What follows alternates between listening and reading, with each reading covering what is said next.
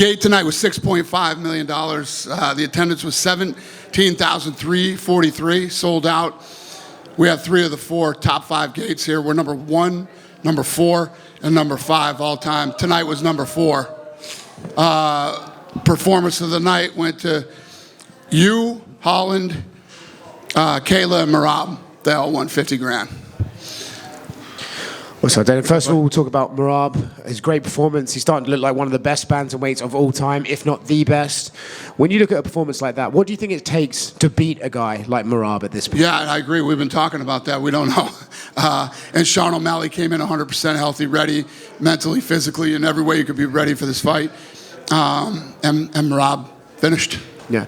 Do you think it's just a case of now that Marab can just keep racking up these wins, add to his legacy to just cement the fact that he's the best ever, or would you call him the best bantamweight of all time already? Yeah, listen, he's definitely, he's there. And he will keep racking them up, I'm sure. The Umar rematch is interesting, you know.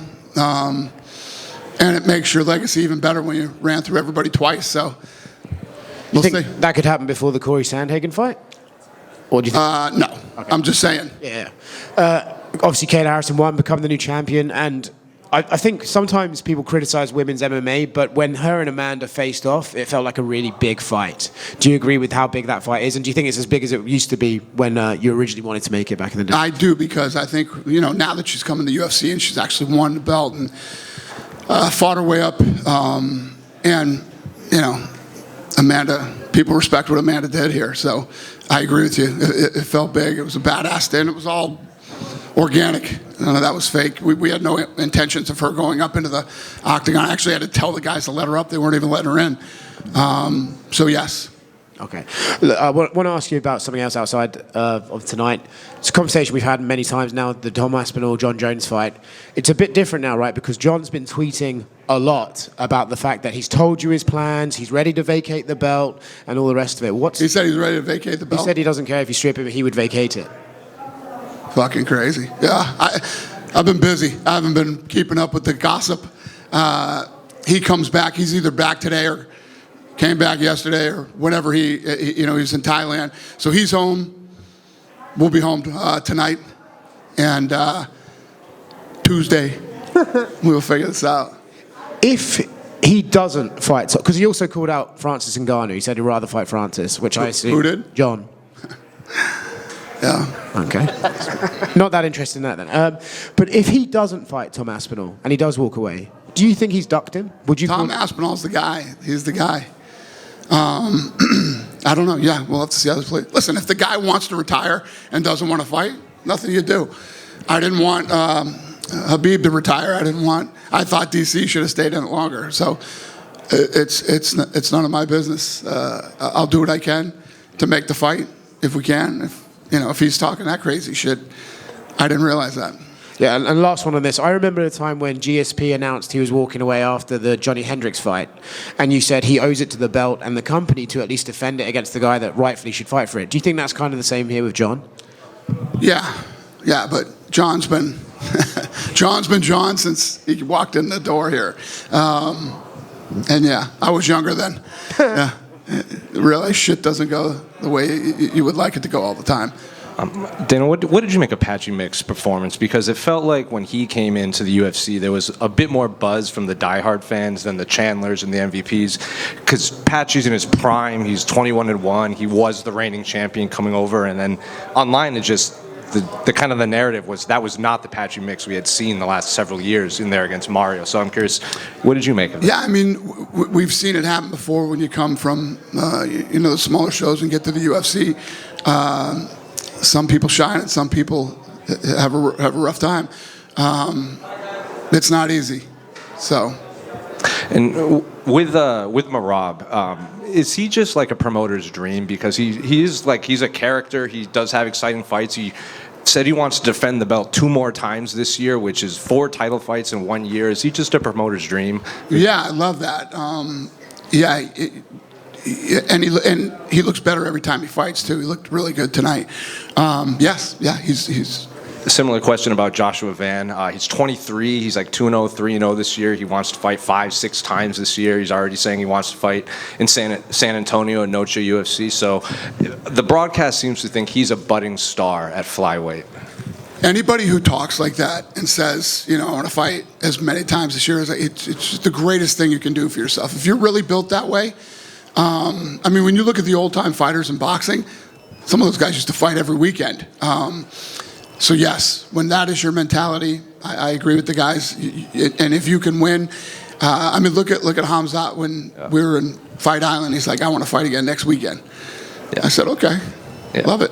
Same for Kevin Holland. He won, and he says he wants the worst welterweight in the division, and says he wants to fight Colby Covington. It's a fun fight. Yeah.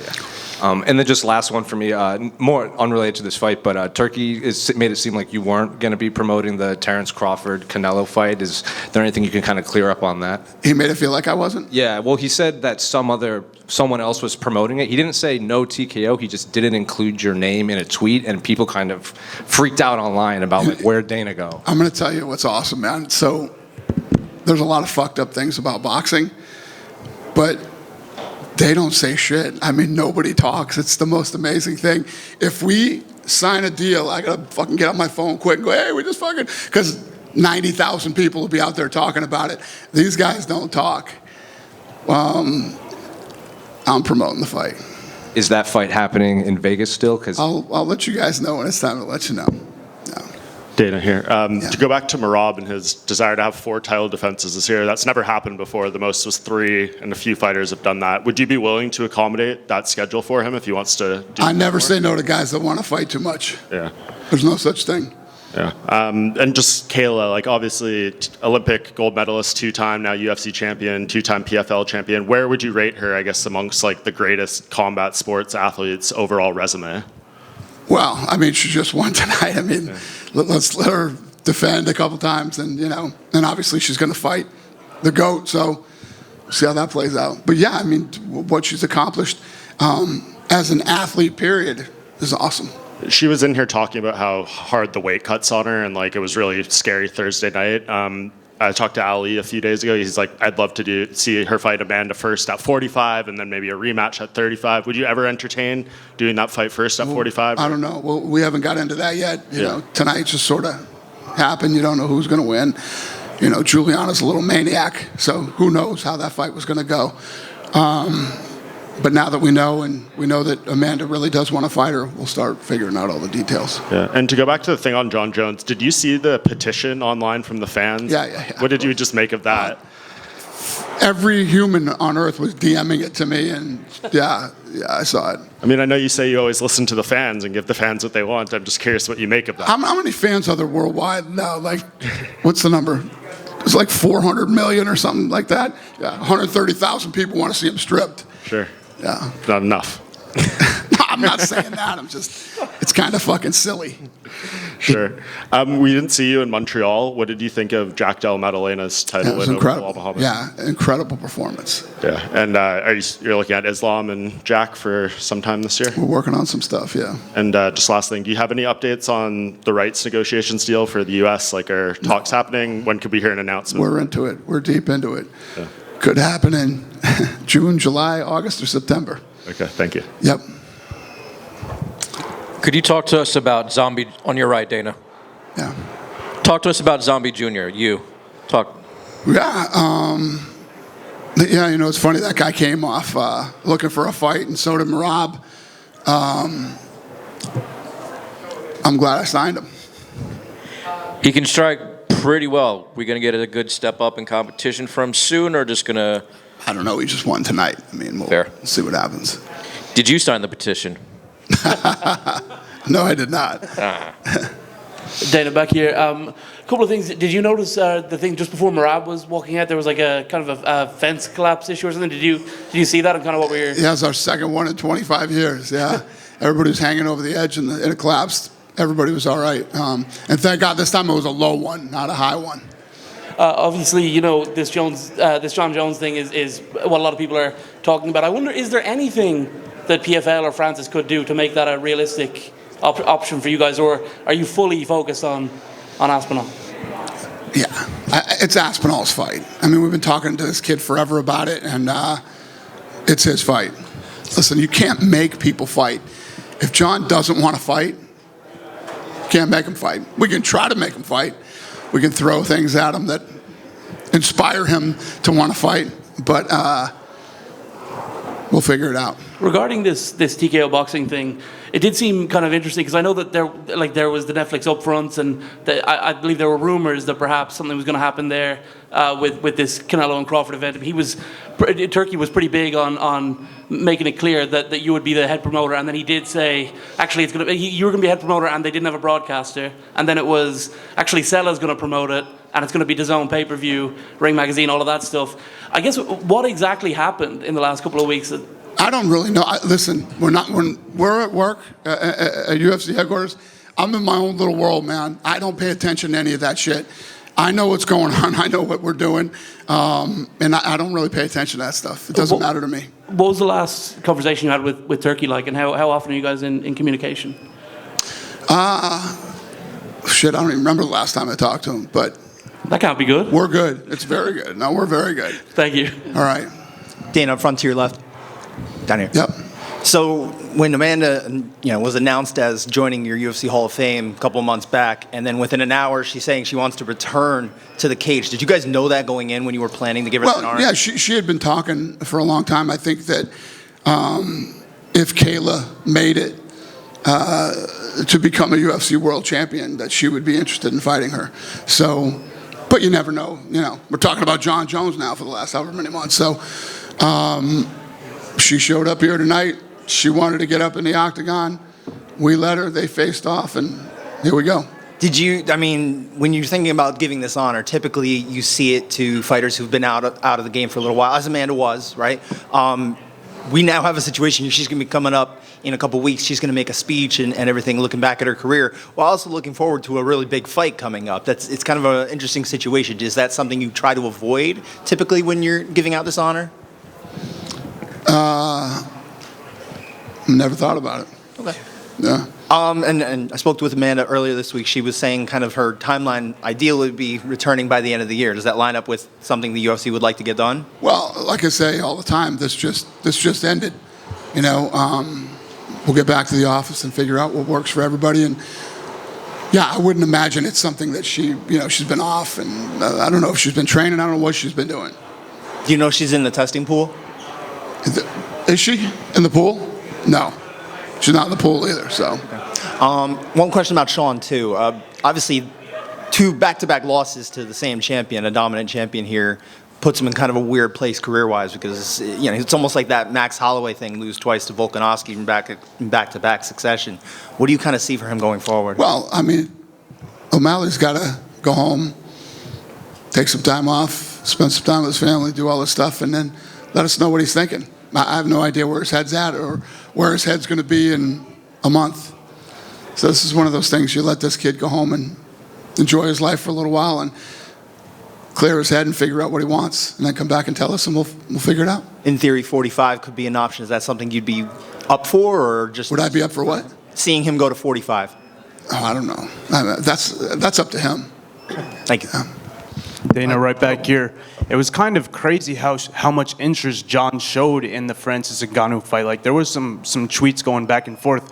What would happen if he came to you and says, like, I'll fight, but I won't fight Aspinall, I would fight Ngannou? Would you even be interested in that or no? I don't have Ngannou on her contract, and Aspinall's the guy. Right.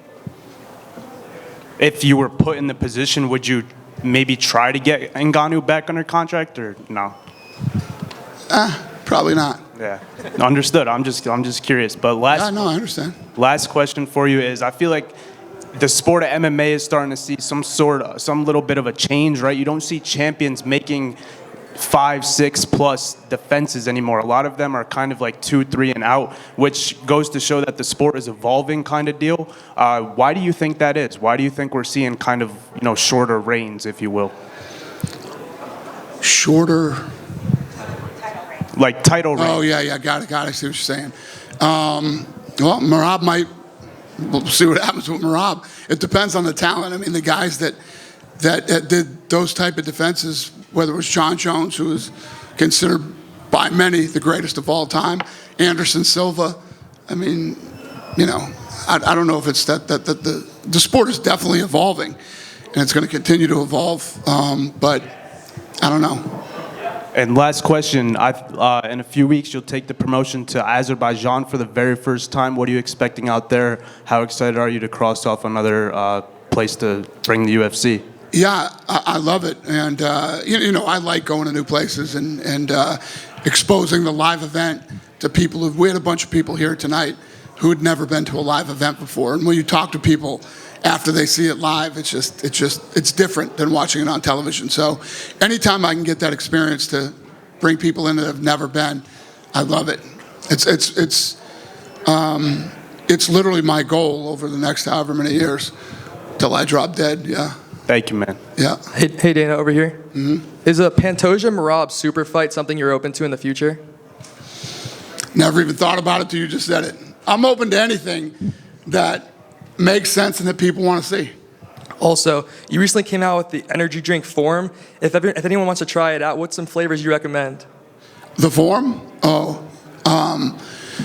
Well, obviously everybody is going to have their own opinions and their own. For mine is orange right now, but Lene loves the grape. I don't know. You got to choose for yourself. I'm orange. She's grape. The Screamin' Freedom is like the old Bomb Pops. And then I've never been like a blue Raz or any of that shit kind of guy. But that's pretty good too. Thanks. Dana right here. We haven't seen you since UFC 315, as Mike said. Valentina Shevchenko defended her title again. I know in the past you said you really liked the Zhang Weili super fight. Do you feel like with where those divisions are now, that you've had a month maybe to think about the matchmaking for Valentina, that now is the time to make that fight? Sure. So that'll definitely be next. I'm going to get back, and we got matchmaking on Tuesday. And I tried. Thanks. We good? Dana, Yeah. Dana right here. Yeah. Alex Bahunin tweeted out that as of today, there will be no September pay-per-view. Can you confirm or deny that? What is that? September pay-per-view. Who? No September pay-per-view. No September. Oh, Noche? Yeah. Yeah, there's no pay-per-view. Yeah. Okay, yeah, so there's no UFC pay-per-view in September this year. Yeah. Right? Yeah. We're going to go. We don't have a date for that one yet, but yeah. Okay. Yeah, so what happened was we were going to be down in Mexico. The arena's not ready for us, so we had to... Yeah, just screwed up plans. Gotcha. Yeah. So I've been debating this all week personally, but I wanted to know your thoughts. Is Kayla Amanda bigger than Amanda Cyborg was back then? Oh, definitely. Yeah, definitely. The sport's bigger, yeah. Hey, Dana, congratulations on another successful event. Thank you. You now have your hand in the BJJ world with the UFC BJJ kicking off. Obviously, you own the MMA world and get into the boxing world, which you will own. The slapping world. Slapping world. My apologies. But your boy, I'm sure you've heard of him, Joe Rogan, on his podcast mentions countless times that he would love for you to get into the kickboxing world. Have you ever thought about getting into the art of 8 limbs?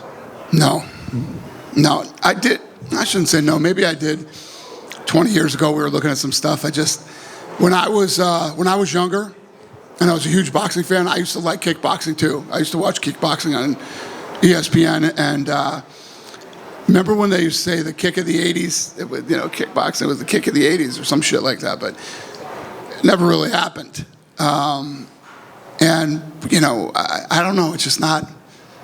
I have to feel it and really like it, and it's just not that I don't like kickboxing. It's just I don't want to promote it. I like Muay Thai too, but I mean, why would I pick kickboxing over Muay Thai? Why not do Muay Thai, which I think is way more violent? Yeah, I'm not into it. Dana, other way, over here. Yep. Yeah, one more thing on just John. I know you said you can't make him fight Tom, and it's ultimately up to him. I know you've basically been on every wave in this sport. In your heart, do you believe that this is just the process, or is it ultimately you'll get him to fight in your mind? It's definitely the process with Jon Jones. been going through this since the day he started here. And it's definitely the process. Do you believe it Him and ultimately Anderson will happen, Silva, though? him and Anderson Silva, every time, throughout the history of being in business with those guys, when it comes time to get them fight, it's like dealing with artists. It's interesting. What's your gut?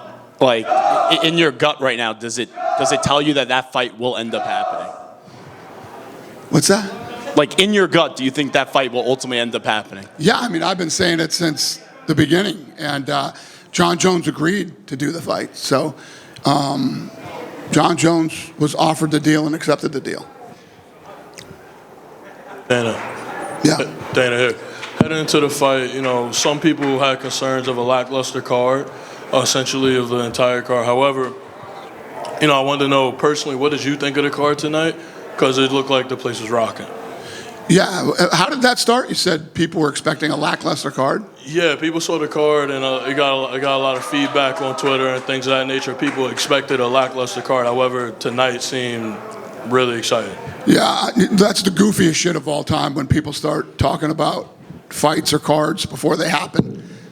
If you want to judge a card, judge it after it happens. And, if you think fights were lackluster or the card didn't live up to expectations. It's like I've been hearing this shit for 25 years. So, but I thought the card was good. It was a fun night. Yeah, and at the end of the day, if you look at, there's 4 performance of the night bonuses tonight. That's a good night.